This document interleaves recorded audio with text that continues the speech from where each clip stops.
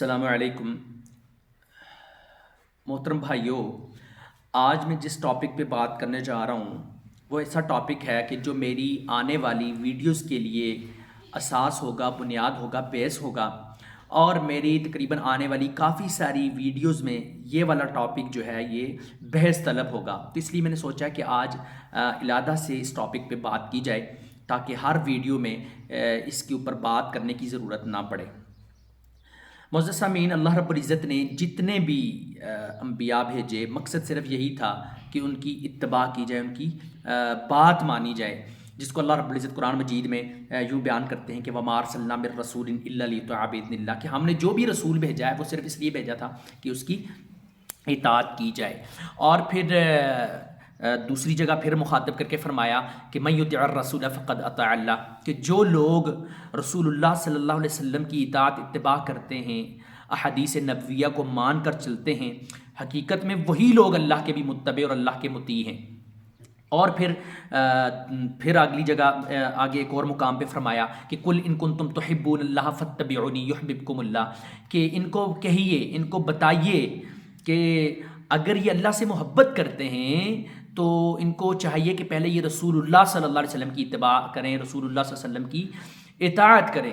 جس طرح کہ آج کل ہمارے ہاں کچھ لوگ یہ کہتے ہیں کہ ہم صرف قرآن کو لے کے چلیں گے، صرف قرآن کو مانیں گے، یا ہمارے لیے سمجھنے کے لیے صرف قرآن کافی ہے۔ تو نہیں میرے بھائیوں، قرآن کو ماننے کے لیے سب سے پہلے رسول اللہ صلی اللہ علیہ وسلم کی بات کو ماننا ضروری ہے۔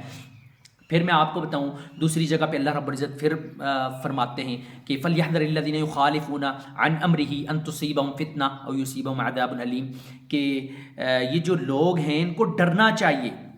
کن لوگوں کو ڈرنا چاہیے؟ یخالفون عن امرہ، جو رسول اللہ صلی اللہ علیہ وسلم کی بات سے اختلاف کرتے ہیں، یا اس کے مخالف کوئی عمل کرتے ہیں، یا اس کے مخالف کوئی بات کرتے ہیں۔ ان تصیبہم فتنہ او یصیبہم عذاب علیم، کہ ان لوگوں کو اللہ کی طرف سے کوئی فتنہ نہ پہنچے۔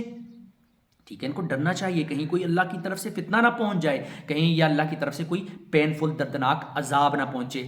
اب نبی صلی اللہ علیہ وسلم کی حدیث کی، فرمان کی جو ہے وہ اہمیت کتنی ہے اسلام میں، آپ کو میں بتاؤں کہ جس طرح کہ رسول اللہ صلی اللہ علیہ وسلم نے فرمایا الا انی اوتیت القرآن ومثلہ معہ، کہ میں قرآن دیا گیا ہوں اور اس کی مثل بھی دیا گیا ہوں، یعنی جس طرح قرآن ہے بالکل اس کی مثل سیم ایک چیز اور دیا گیا ہوں، وہ کیا ہے؟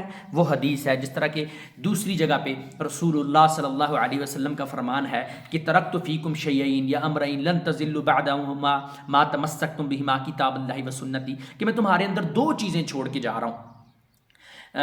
کون کون سی دو چیزیں؟ ایک قرآن اور دوسری حدیث، کہ جب تک ان دو چیزوں پر چلتے رہو گے تو کبھی بھی گمراہ جو ہے وہ نہیں ہوگے۔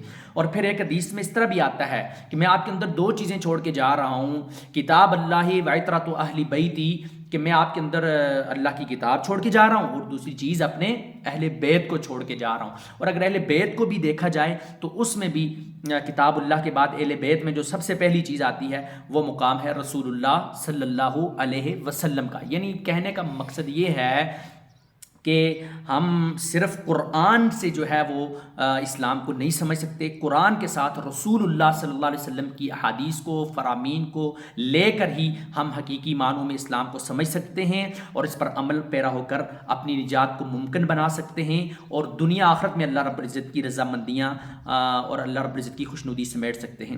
امید ہے کہ بات سمجھ آئی ہوگی۔ آج کے لیے اتنا کافی ہے۔ السلام علیکم۔